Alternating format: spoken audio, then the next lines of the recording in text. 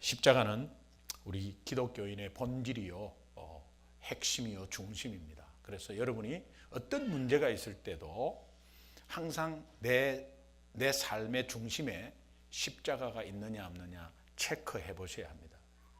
이것을 우리가 그냥 놓치기 쉬운데 십자가에 대해서 다시 한번 생각하고 십자가에 대해서 내 중심을 다시 한번 체크하고 하는 게 굉장히 중요합니다.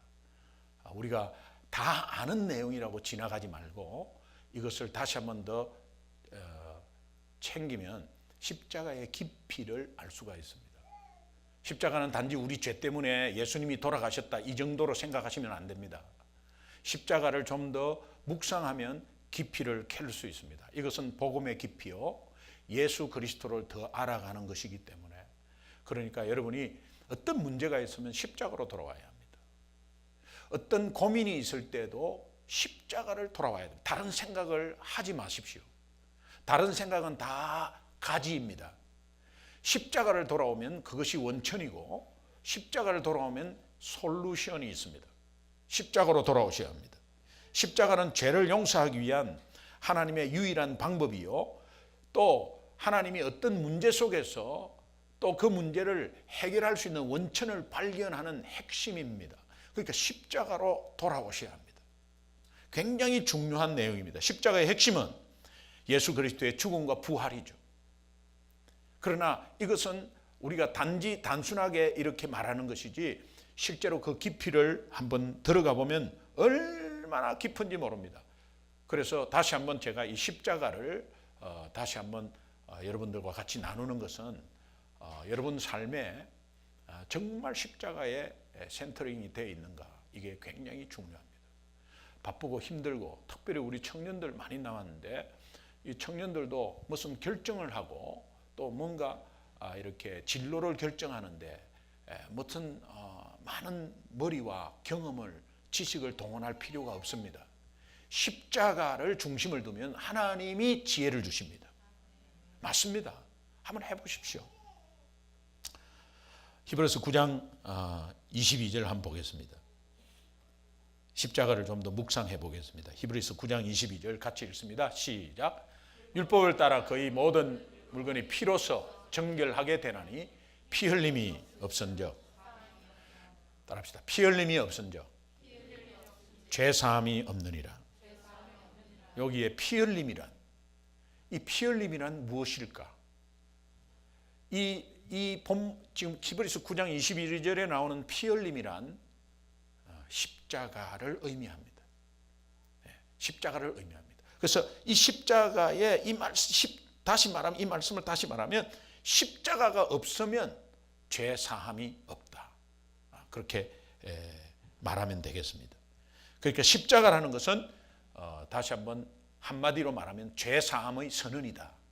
십자가는 죄 사함의 선언이다. 따라합시다. 십자가는 죄 사함의 선언이다. 왜 하나님이 굳이 예수님을 십자가에 못 박게 하셨을까?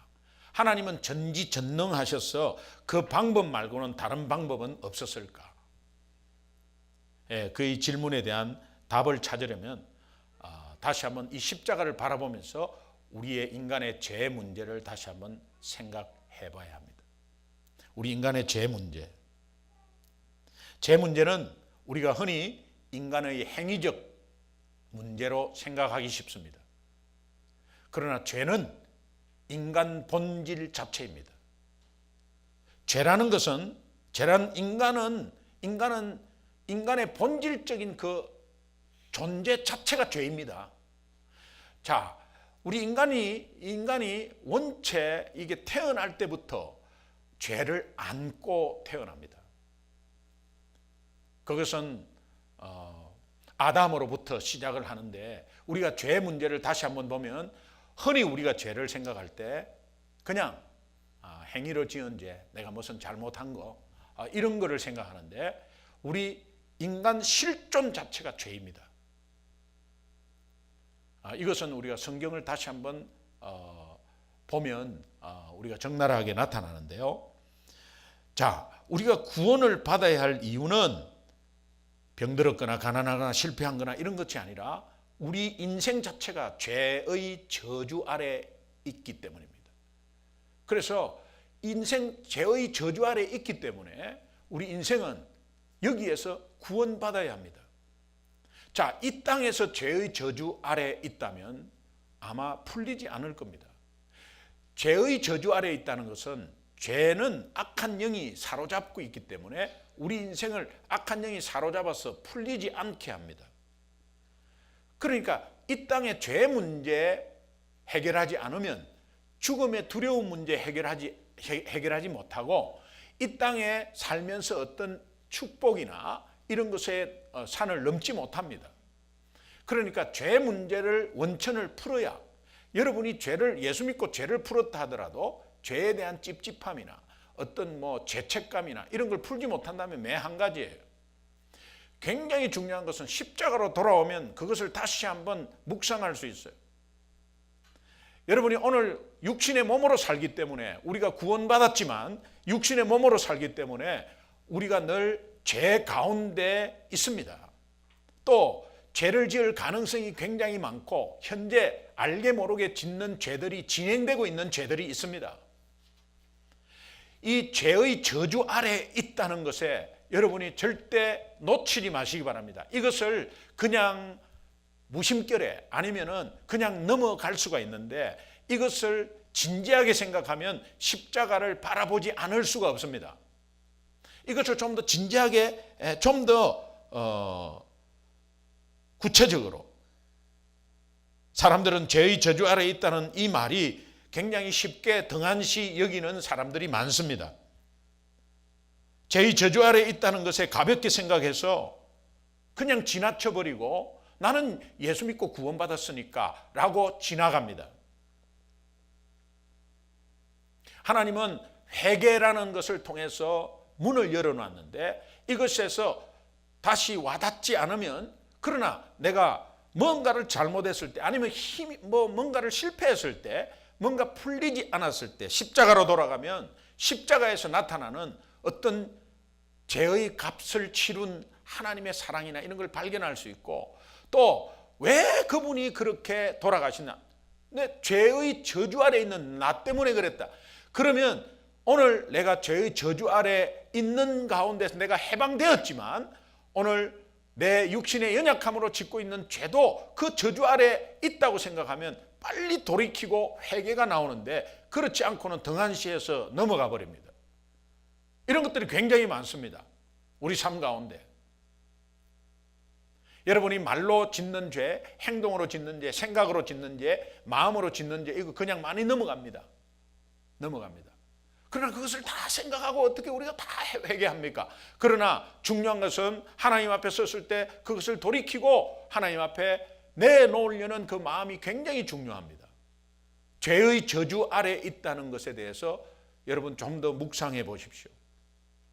이것을 등한시 여긴다면 이런 것과 똑같습니다. 몸에 우리가 암이 있는데 암세포가 자란다고 지금 알고 있습니다. 이거 그래도 살겠지 하고 지나가는 것과 똑같습니다. 암세포는 조기 발견하면 빨리 수술하고 떼내야 합니다. 그런데 우리가 죄를 짓고 있습니다. 내가 알고 모르는 죄는 혹시 모르겠어요. 그러나 알고 있는 죄가 있어요. 여러분 한번 솔직하게 생각해 보세요. 알고 있는 죄가 있다니까요. 그런데 여기에 또 앉아 있잖아요. 여러분이 지금 같이. 완벽한 사람이 없기에 제가 이 말씀을 드리는 거예요. 저나 여러분이나 알고 있는 죄가 있습니다. 그런데 하나님 앞에 왔을 때 과연 그것을 내놓고 내가 가만히 묵상하면서 그것을 내놨나 이거죠. 한 주간에 지나온 여러 가지 상황 가운데, 아니 오늘도 한번 생각해 보십시오. 근데 우리는 이것을 그냥 넘어가요. 마치 암세포 있는데도 그냥 암세포가 있는데도 괜찮다 하는 식으로 넘어가고 있습니다. 그럼 나중에 어떻게 되겠느냐 이 말이에요. 인간은 이 죄의 문제를 해결하지 않으면 어떠한 해결점도 넘어갈 수가 없습니다. 그래서 이것이 굉장히 중요합니다. 여러분 죄를 이야기하면 기분 나빠하고, 죄를 이야기하면 이 은혜의 시간에 무슨 죄를 자꾸 이야기하냐 하는 것으로 사람들이 많이 이야기합니다. 그래서 목사님들은 이 죄에 대해서 잘 이야기 안 합니다. 다른 것도 지금 뭐 축복의 말씀도 너무 할 일이 많은데, 근데 죄에 대해서 꼬집고 당신은 죄인이라고 꼬집고 하는 이런 것들에 정죄함을 하기 위해서 하는 말이 아닙니다. 십자가를 생각하면 죄를 이야기하지 않을 수 없습니다. 오늘 우리의 상태를 비춰보지 않을 수가 없습니다. 오늘도 좋은 이야기 듣고 파워 있는 말씀 가운데 내가 능력으로 힘 있는 말씀을 듣고 돌아가기를 원합니다. 그런데 과연 힘 있는 원천이 어디에 있습니까? 내 문제의 솔루션이 어디에 있습니까? 십자가에 있는 거거든요. 십자가에 있으면은 십자가를 바라보면 오늘 내가 정말 누구도 깨끗한 사람이 완벽한 사람이 없습니다. 그러나 십자가에서 내가 어떻게 구원받았고 왜 하나님은 십자가를 통해서 우리에게 구원을 주셨고 그것은 인간은 원래 실존 자체가 죄라는 것을 우리가 느껴야 합니다. 어떤 행동을 잘못하고 이런 것이 아니라니까요. 사람이라면 인간이라면 누구도 피할 수 없는 이 죄 문제 이것을 해결하는 방법 세상은 여러 가지 방법을 제시합니다. 여러 가지 선행이나 뭐 이런 방법을 제시하지만 하나님이 유일하게 제시한 한 가지 방법은 십자가입니다. 십자가입니다. 그래서 오늘도 우리가 다시 한번 십자가를 중심에 두고 다시 한번 십자가 앞에 우리 삶을 조명하고 다시 한번 십자가 앞에서 우리가 죄 지은 것을 다시 한번 또 다시 바라보고 십자가 앞에서 암세포를 발견하고 십자가 앞에서 족이 발견하고 그렇게 하는 것이죠. 십자가를 센터에 두지 않으면 이것을 그냥 지나가 버리고 그냥 대충 검사에서 지나가서 발견 못하는 이런 검사가 되어버리는 거죠. 십자가를 중심에 두면 디테일하게 하나님이 조기 검진해서 암세포와 같은 이런 죄를 하나님이 해결해 주신다는 것을 알게 되죠. 그럼 십자가에 대해서 좀 구체적으로 한번 보겠습니다. 우리가 너무 잘 알고 여러 번 말씀드렸습니다. 십자가는 첫 번째 하나님의 공의입니다. 제가 주일날 말씀드렸습니다. 이것은 뭐 말하지 않을래야 안 할 수 없습니다. 따라합시다. 십자가는 하나님의 공의입니다. 자, 이 하나님의 공의를 제가 다른 말씀으로 또 한번 조명해 볼게요.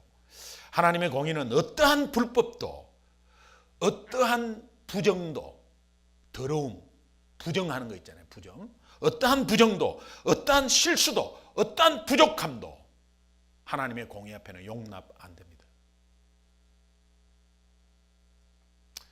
하나님의 공의는 완벽한 공의이기 때문에 어떠한 잘못, 작은 잘못도 그래, 그 정도는 됐다. 용서해 줄게. 하나님의 공의가 아닙니다. 그러면 여러분이 용서받은 죄가 있습니까? 하나님의 공의 아닙니다. 그거는.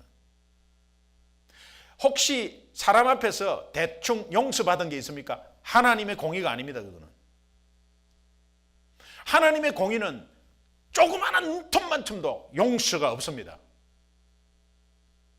하나님은 공의 앞에 용서를 못 받는다면 그 사람은 당장 벌 받아야죠. 벌 받아야죠. 나는 이렇게 잘못했는데요. 나는 이렇게 잘못했는데요. 나는 이만큼 잘못했는데요. 하나님이 보시기에는 똑같다니까요. 제가 이런 표현을 씁니다. 비행기 타고 위에 올라가면 150층 빌딩이나 초가집이나 똑같이 보이는 거죠. 똑같이 보이는 거죠. 하나님 앞에서는 똑같은 죄죠. 그래서 니는 죄를 크게 짓고 니는 죄를 크게 안 짓고 작게 짓고 이런 의미에서 하는 게 아니에요. 조그만 것도 어떤 실수도 하나님 앞에서는 용납이 없다. 이것이 하나님의 공의입니다. 자, 여러분 하나님의 공의 앞에 설 자가 누구 있습니까? 부모 앞에 설 사람은 있을 거예요. 부모는 용서하니까. 또 친구 앞에 야 미안하다 내 잘못했다 그러면 용서해주고 뺨 한 대 팍 맞으면 그래 이제 됐나 하면 됐다 그러면 된 거죠. 그런데 하나님 앞에는 절대 그럴 수 없습니다. 한 주간에 여러분의 죄 크고 작든 입으로 지은 죄든 행동으로 지은 죄든 내가 생각으로 잘못한 죄든 그것 가지고 하나님 앞에 섰다. 하나님은 공의 앞에서는 절대 용서 못합니다.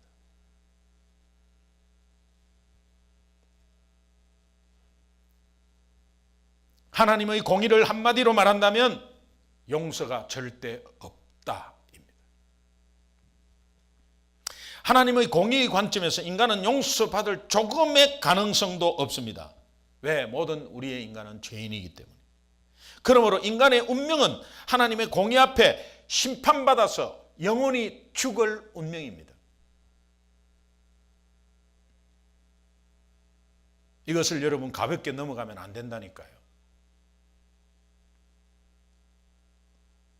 구원파는 한번 예수 믿으면 그 뒤에는 회개가 필요 없다.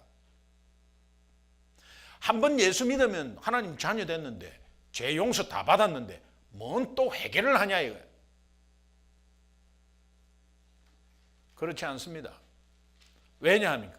이 땅에 육신으로 사는 순간은 죄를 짓게 되어 있습니다. 그러나 예수 믿는 사람이 하나님의 공의에서의 십자가의 어떤 공의의 대가를 치루었기 때문에 그 앞에서 설 수 있는 것이지, 그런 가운데서 그 앞에서 내가 죄를 지은 것도 하나님 앞에 십자가 때문에 고백하면 용서받는 것이지, 그래서 재발 방지가 되는 것이고, 이것을 가볍게 넘어가면 나중에는 악랄한 죄인이라도 나 구원받았다고 이야기하면 끝납니다.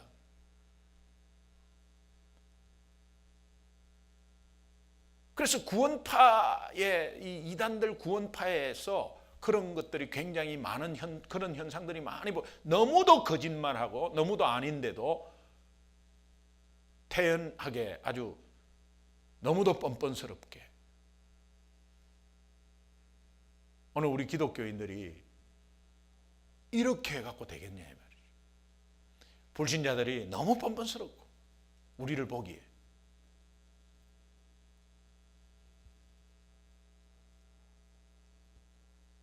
히브리서 9장 27절 한번 보겠습니다. 같이 한번 보겠습니다. 읽습니다. 시작. 한 번 죽는 것에는 사람에게 정해진 것이요 그 후에는 심판이 있다. 그 말은 하나님의 공의 앞에는 어떠한 것도 용서가 없다. 이제 그 의미입니다. 두 번째는 십자가는 하나님의 사랑과 용서가 있습니다. 하나님의 사랑, 하나님의 용서란 무엇입니까? 하나님의 사랑은 무엇입니까? 하나님의 용서는 무엇입니까? 아무리 크고 흉악한 죄라 할지라도 하나님의 용서와 사랑은 무조건 용서하고 무조건 사랑합니다. 반대로 우리 인간 앞에 나는 저 인간은 절대 사랑할 수 없어. 하나님은 그 인간마저도 사랑합니다. 우리 인간이 그래 알았어 나 그거는 용서해 줄게. 하나님의 공의는 절대 그런 용서가 없습니다. 나 저 사람 사랑 못해.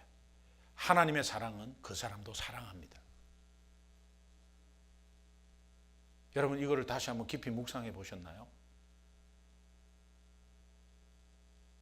내가 도저히 용서할 수 없고 내가 도저히 품을 수 없는 것은 하나님이 하신다는 것. 하나님의 사랑의 의미입니다.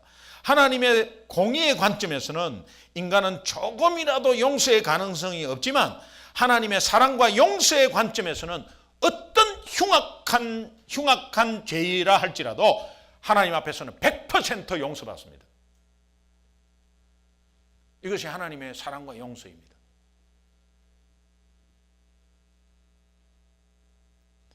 하나님의 공의와 하나님의 용서와 사랑, 이 두 속성을 가진 하나님이 인간의 죄 문제 앞에서 어떻게 해결하셨을까? 인간은 죄인인데 저 죄는 절대로 용서할 수 없는데 하나님의 공의는, 하나님의 사랑은 무조건 용서해야 되는데 이 두 개가 교차하는데 어떻게 해야 되는가?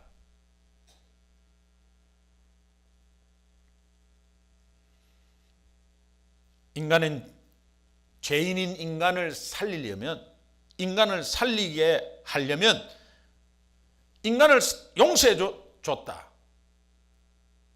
죄인인 인간을 용서해 줬다. 하나님의 공의가 무너져 버립니다.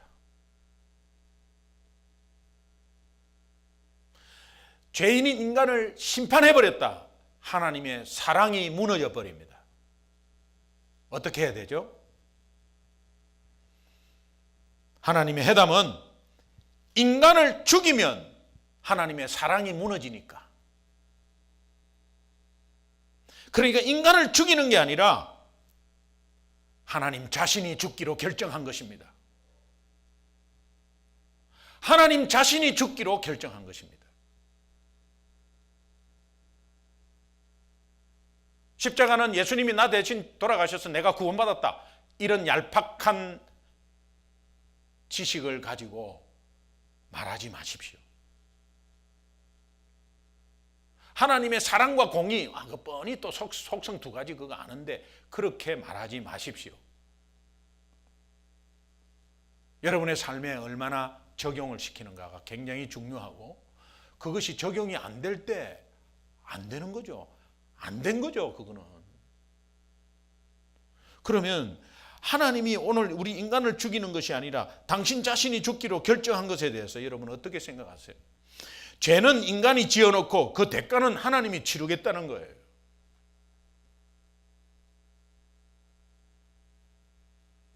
하나님 스스로 희생하고 하나님 스스로 포기하고 하나님 스스로 죽는 것입니다. 나 때문에. 하나님 스스로 죽음을 선택한 것입니다. 이 결정을 함으로 하나님의 공의도 만족하고 하나님의 사랑도 만족하는 겁니다. 이것이 바로 십자가입니다. 하나님의 공의도 만족하고 하나님의 사랑, 용서도 만족할 수 있는 것은 오직 하나님 스스로 자기 자신이 죽는 것밖에는 길이 없었던 것입니다. 십자가는 그저 하나님이 우리의 죄를 대신해서 못 박혀 돌아가셨다, 그런 생각만 하면 안 됩니다. 십자가는 하나님이 아무 가치 없는 나를 살리기 위해서 하나님이 대신 죽기로 결정을 하신 것입니다. 그러므로 꼭 마음에 새기면 좋겠습니다. 하나님의 공의는 심판하고 비판하고 고발하고 정죄하고 하는 것으로 정의되는 것이 아닙니다. 하나님의 공의는 이제 희생하고 포기하고 죽는 것입니다. 세상의 공의는 심판하고 고발하고 정죄합니다. 그러나 십자가에 나타난 하나님의 공의는 희생하고 포기하고 대신 죽는 겁니다. 세상의 공의와 하나님의 공의가 다른 이유는 한 가지를 대라 그러면 십자가입니다. 십자가를 내 삶의 센터에 딱 중심에 두면 저 사람이 용서가 안 됩니다. 세상에서는 용서할 수 없습니다. 그러나 용서가 된다니까요. 세상의 가치로서는 도저히 가치가 없습니다. 그러나 용서가 된다니까요. 용서 안 되면 다시 십자가에서 자기 자신을 조명해야 합니다. 조명해야 합니다. 그러면 거꾸로 내가 용서 안 될 사람이 나로 들어가고 내가 하나님으로 내려오면 하나님의 관점에서 보면 나는 용서받을 수 없는 자가 용서를 받고 있지 않습니까? 절대로 하나님 공의 앞에서는 용서가 될 수 없고 절대 용서될 수 없는데 십자가의 방법을 통해서 용서를 받았지 않습니까? 왜? 하나님이 희생하고 하나님이 포기하고 하나님이 대신 죽겠다고 결정한 그 결정을 시행했기 때문에 내가 오늘 절대로 하나님 공의 앞에 용서받을 수 없는 내가 용서받았지 않습니까? 하나님의 공의와 하나님의 사랑이 동시에 만족시키는 십자가가 있기 때문에 그렇지 않습니까? 다시 한번 여러 수천 번을 들어도 이것은 내 마음에 내 삶에 이어지지 않으면 여러 수만 번을 들어도 소용없습니다. 오늘 이 말씀을 들은 여러분 한 삶의 부분이라도 이것을 조명하고 적용하는 은혜가 있기를 주님의 이름으로 축원합니다. 그러므로 십자가의 용서와 사랑을 받은 우리들 크리스찬들은 내가 먼저 희생하고 내가 먼저 포기하고 내가 먼저 죽는 것이 아니라 이미 예수님과 함께 죽은 것입니다. 죽어야지라가 아닙니다. 내가 참아야지 죽어야지가 아니고 이미 죽었습니다. 이미 죽었다는 것을 깨닫는 것이 십자가를 바라보는 것입니다.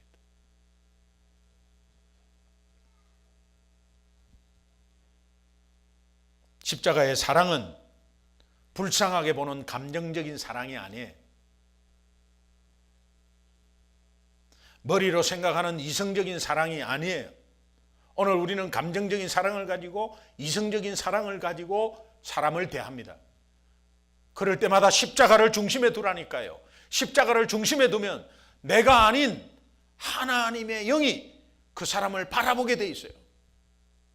그러면 나도 모르게 배포가 커지고 나도 모르게 그 사람을 용서하는 마음이 있을 때는 그 하나님이 하시는 거예요.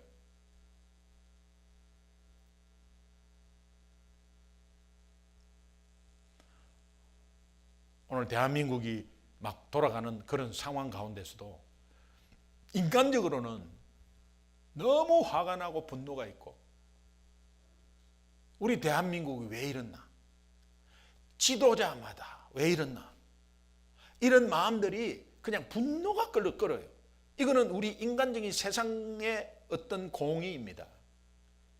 그러나 예수 믿는 사람으로서 볼 때는 그럴 수 있고요.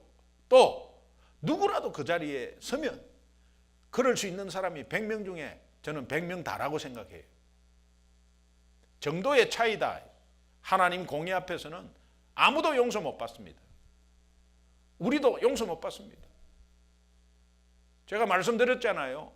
레위기 20장 10절을 가지고 가늠한 여인을 돌로 치려고 하는데, 레위기 20장 10절은 가늠한 여인이 있으면 돌로 죽여라는 겁니다. 그래서 가늠한 사람을, 여인을 중간에 무릎 꿇게 하고 나서 전부 돌을 가지고 치라고 하는데, 그때 예수님이 죄 없는 자부터 돌로 치라고 이야기하는 것은 레위기 20장 10절이 저 여인에게만 해당되냐 이걸. 너희들에게는 해당되는 사람이 없냐는 거예요. 그거는 하나님의 십자가의 공의를 이야기하는 거예요. 십자가가 없으면 우리는 법대로 해야 합니다.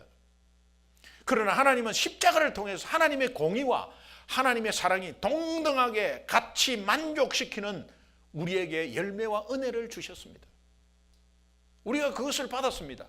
그렇다면 우리 크리스찬들은 이제 가까운 사람이나 가족이나 친구나 아니면 주위에 있는 사람을 내가 긍휼하게 봐서, 내가 원천적으로 착해서 그 사람을 잘해주고 그 사람에게 뭔가를 희생해갖고 도와주고 하는 게 아닙니다. 그러면 여러분은 나중에 나자빠집니다. 그러나 하나님으로 받은 것에 대해서 이제는 자꾸 하나님의 관점으로 십자가를 중심에 두면, 십자가가 내 가슴에 와서 저 사람을 바라보게 되면 내가 그것을 먼저 받은 사람이니 내가 희생하고 포기하고 내가 죽은 것에 대해서 마땅히 받아들인다 이 말이에요. 그것이 하나님의 은혜인 줄 믿습니다.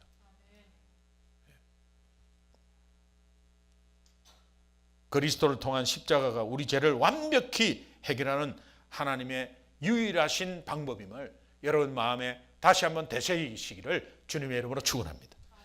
자, 로마서 5장 8절 말씀, 오늘 본문 한 말씀 하나 보겠습니다. 같이 읽습니다. 시작. 우리가 아직 죄인 되었을 때에 그리스도께서 우리를 위하여 죽으심으로 하나님께서 우리에 대한 자기의 사랑을 확정하신, 저기에 우리가 아직 죄인 나오죠.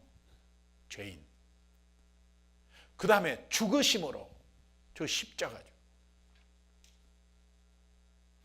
그 다음에 사랑 나오죠. 하나님의 사랑이죠. 죽으심으로 하는 것은 저 십자가의 하나님의 공의입니다. 그런 가운데서 열매가 무엇입니까? 구원받은 증거로 보여주는 것이 확정이라는 단어입니다. 똑같은 패턴으로 9절을 보겠습니다. 9절 같이 읽습니다. 시작.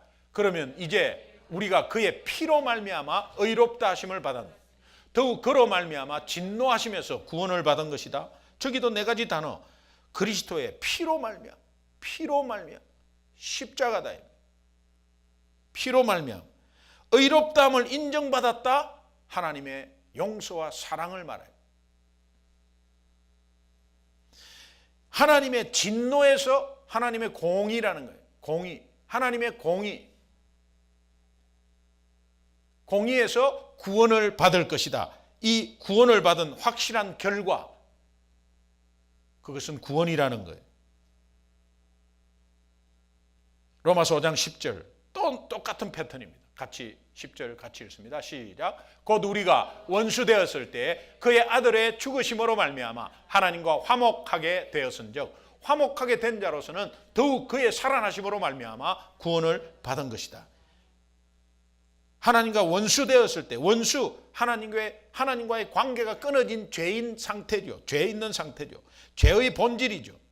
에베소서 2장 3절에는 예전에 우리는 진노의 본질상 진노의 자녀였다.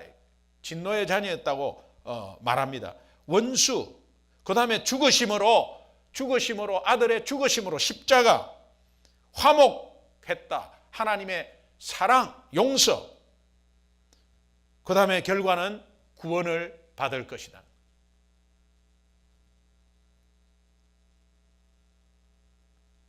로마서 5장 11장은 십자가를 두 가지 사건으로 완전히 결론 냈습니다. 11장 같이 읽습니다. 시작. 그뿐 아니라 이제 우리로 화목하게 하신 우리 주 예수 그리스도로 말미암아 하나님 안에서 또한 즐거워하느니라. 첫 번째는 십자가는 하나님과 우리를 화해시켜준 사건이다. 하나님과 우리를 화해시켜준 사건이다. 이것이 결론으로 내려 있고, 예전에는 원수 되어서, 예전에는 죄인 되었지만은 이제는 죄인이 아니고 원수가 아니라 하나님과 화목한 하나님의 관계가 회복됐다는 것을 선언하고 있습니다. 그게 바로 십자가입니다. 그래서 첫 번째 결론, 이 십자가의 두 사건으로 결론 내린 것은 십자가는 죄사함의 선언이다. 십자가는 죄사함의 선언이다. 11절에 두 번째 나오는 것은 이 십자가가 죄사함이기 때문에 용서된다면 하나님의 공의와 사랑도 만족되었습니다. 따라서 십자가는 죄사함으로 다시 살아난 사람이 죄사함으로 다시 살아난 것에 대한 기쁨의 선언입니다. 오늘 우리는 예수를 믿었습니다. 십자가의 예수의 죽음과 부활을 믿는 것이죠. 자, 그러면 좀 더 묵상하면 오늘 내용같이 묵상합니다. 그렇다면 어떠한 문제 앞에서, 어떠한 지치는 상황 가운데서, 어떠한 실망과 낙심된 상황에서 십자가를 내 센터에 두면 그 십자가에서 내 죄를 다시 한번 죄인을 조명하고 내가 어떤 인간이었는데, 예전에는 어떤 인간이었는데 절대로 용서받지 못할 인간이었는데 하나님의 방법으로 십자가에서 하나님의 공의는 십자가 없이는 절대 용서 못 받아요. 조그만 것도 용서 못 받아요. 절대로 용서 못 받아요. 그런데 십자가를 통해서 내가 용서를 받았다는 것은 하나님이 대신 희생했기 때문에, 하나님이 대신 포기했기 때문에, 하나님이 대신 죽었기 때문에 그것으로 내가 용서받았다는 것에 대해서, 그런 십자가의 용서와 사랑이 결국은 나에게 구원의 열매를 주었다는 것에 대해서 다시 한번 생각하면 너희들은 즐거움을 찾을 수밖에 없다는 거예요. 사람 때문에, 환경 때문에 마음이 아프십니까? 일이 잘 풀리지 않아서, 성적이 잘 안 나왔어, 아니면은 내가 생각대로 안 되기 때문에 마음이 상하십니까? 십자가를 가운데 두시라니까요. 딴 방법을 찾지 마시고 십자가를 두시라니까. 십자가를 두면 오늘 하나님께서 우리에게 분명히 말씀해 주고 있지 않습니까? 여러분, 오늘 십자가를 우리가 알고 있지만 좀 더 다시 한번 십자가를 깨달은 것이 있죠? 있죠? 예. 적용하셔서 어떤 상황이라도 십자가를 하나님 관점에서 바라보셔서 여러분 삶 속에 십자가를 통해서 날마다 기쁨이 있고 십자가를 통해서 회복되는 그런 은혜가 분명히 있길 바랍니다. 하나님이 이 방법을 주셨습니다. 그냥 우리 생각대로 십자가 뭐 그렇지 뭐 십자가 예수님이 내 죄 때문에 이런 식으로 생각하지 말고 그것은 단순하게 우리가 결론적으로 맺는 것이지 그것을 묵상하면 우리의 삶을 붙잡는다니까 십자가가. 어떠한 연약한 부분이 있어도 이 십자가 때문에 승리하는 여러분 되시기를 주님의 이름으로 축원합니다.